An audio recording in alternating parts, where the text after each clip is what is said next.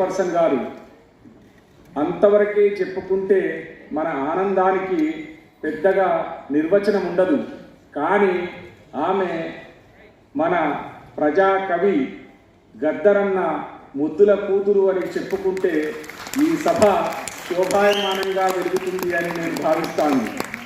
నాన్నగారి అడుగులో అడుగు వేస్తూ ఈరోజు ఒక ప్రజా కళాకారుల బృందానికి అంటే 500 మంది బృందానికి ఒక నాయకురాలిగా వెలుగొందుతున్న వారు దాశరథి పురస్కార ప్రదాన సభలో పాల్గొనడం నాకు వ్యక్తిగతంగా కూడా చాలా ఆనందాన్ని కలిగించే విషయం.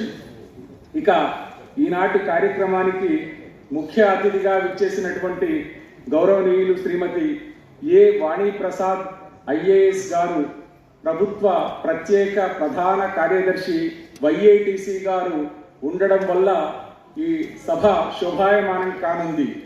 వారు ఒక అధికారిగా మాత్రమే కాకుండా సాహిత్యం పట్ల, కళల పట్ల తను కోరుకొని చేస్తున్న ఉద్యోగంలాగా వారు చేస్తారు. హెచ్ఓడీలుగా ఉండేటటువంటి మాలాంటి వారందరికీ నిరంతరం ప్రేరణ కలిగిస్తూ కొత్త పనులు చేయడానికి ఎప్పుడూ వెన్ను తడుతూ ఉంటారు. ఈ కార్యక్రమంలో దాశరథి గారి పురస్కారం అనగానే దాశరథి గారి వారసులు ఎవరున్నారు అని రాగానే ఫస్ట్ అడిగితే వారి కొడుకు, వారి కూతురు ఇద్దరు వేదిక మీద కూడా ఉంటారు మేడం అని నేను చెప్పాను. చాలా సంతోషపడ్డారు. వాళ్ళ ఫోన్ నెంబర్లు కూడా తీసుకున్నారు. నిజానికి ఒక ప్రత్యేక స్పెషల్ చీఫ్ సెక్రటరీ క్యాడర్లో ఉన్నవాళ్ళు అట్లా ఆలోచించడం బహు అరుదు. వారు ఇక్కడ గతంలో పనిచేశారు. ఆంధ్రప్రదేశ్కు వెళ్ళి వచ్చాక కూడా మళ్ళీ ఇక్కడ ఇష్టపడే ఆ శాఖనే ఎంచుకొని పనిచేస్తూ ఉన్నారంటే వారి వ్యక్తిత్వం ఎంత ఉన్నతమైందో చెప్పడానికి ఈ 2 ఎగ్జాంపుల్స్ మాత్రమే మనం చెప్పగలం. ఇక మనకు ఈ కార్యక్రమంలో ఉన్నటువంటి పెద్దలు డాక్టర్ అమ్మంగి వేణుగోపాల్ గారు సుప్రసిద్ధ కవి, రచయిత, విమర్శకులు. ఇటీవల దాశరథి పురస్కారాన్ని ఎంపిక చేసే కమిటీకి చైర్మన్గా ఉండి ఈరోజు మనందరం ఒక కరెక్ట్ పర్సన్ని ఎంపిక చేసుకొని అవార్డు ప్రదానం చేస్తున్నామనడానికి కారకులైన 5-6 మంది సభ్యులకు నాయకత్వం వహించిన వారు. ఆ సభ్యులు, చైర్మన్ గారు ఏకగ్రీవంగా ఎంపిక చేసినటువంటి గుడిపాటి గారికి మనం త్వరలో అంటే ఇంకొక 10-15 నిమిషాల్లో బహుమతి ప్రదానం చేయబోతున్నాం. వారికి కూడా స్వాగతం. అట్లాగే ఈ వేదిక మీద ఉన్నటువంటి పెద్దలు దాశరథి లక్ష్మణ్ గారు, తర్వాత వారి కూతురు ఇందిర గారు కూడా వేదిక మీద ఉన్నారు. నిజానికి దాశరథి గారితో కలిసి తిరిగే లేదా కలిసి వారిని దూరం నుంచి అయినా చూసే అవకాశం కొద్దిమందికే మనలో దొరికింది.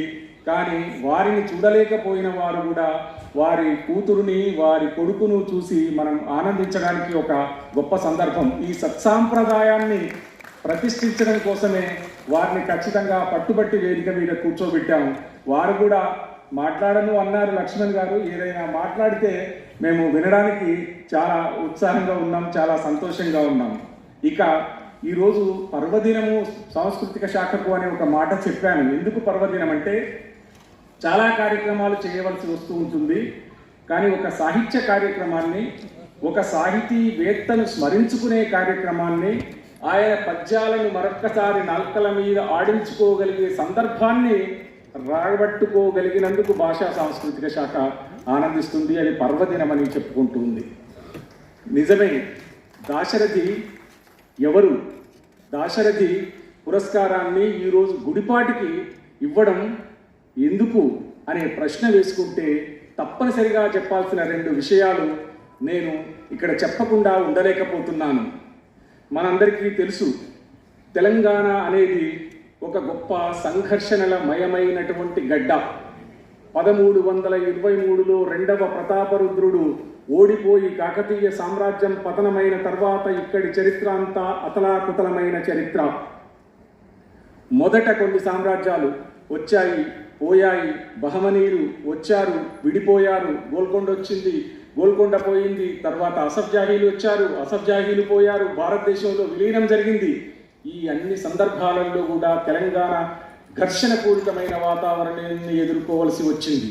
1947 ఆగస్టు 15లో మిగిలిన భారతదేశం అంతా ఒక రకమైన పరిపాలనను అనుభవిస్తూ ఉంటే హైదరాబాద్ అనే సంస్థానం ఇంకొక రకమైన పరిపాలనను అనుభవించింది.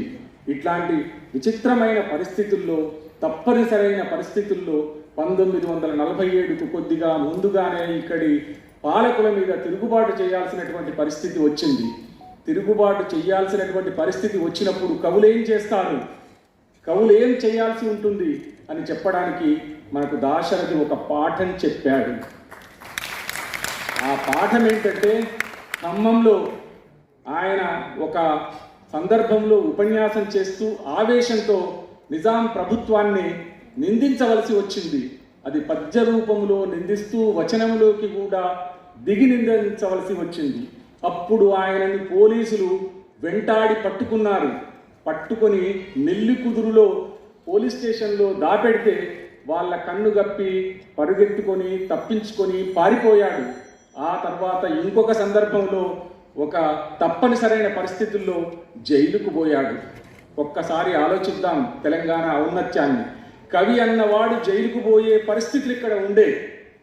ఆ కవి అన్నవాడు జైలుకు పోక తప్పని పరిస్థితి ఉంటే తప్పించుకొని దొంగచాటుగా ఇంట్లోనే లేదా గవర్నమెంట్తో తగాదవద్దు అని అనుకుంటే దాశరథి మనకి ఈరోజు నాల్కల మీదకి ఎక్కేవాడు కాదు. ఆయన దేనికైనా సిద్ధపడి ప్రజల కోసం పనిచేసినందువల్ల ఈరోజు దాశరథిని మనం స్మరించుకోగలుగుతున్నాం. అందుకే ఆయన అన్నాడు, నేనురా తెలంగాణ నిగలాలు తెగదొప్పి ఆకాశమంత ఎత్తార్చినాను, నేను రాక్షసి గుండె నీరుగా పద్యములు పాడి మానవుడిని కాపాడినాను అని చెప్పాడు. అది ఆయన విప్లవ కంఠస్వరం, అభ్యుదయ దృక్పథం.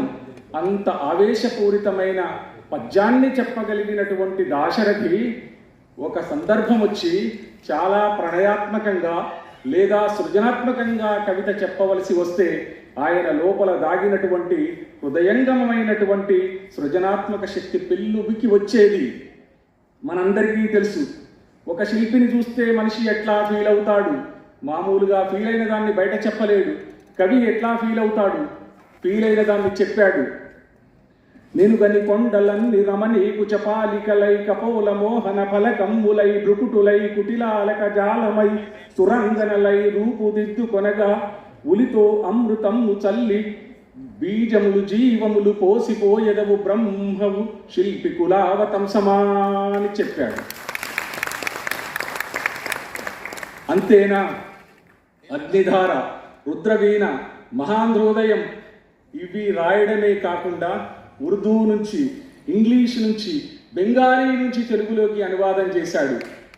దుఃఖ విషమింక గళమునే దూరలేదు.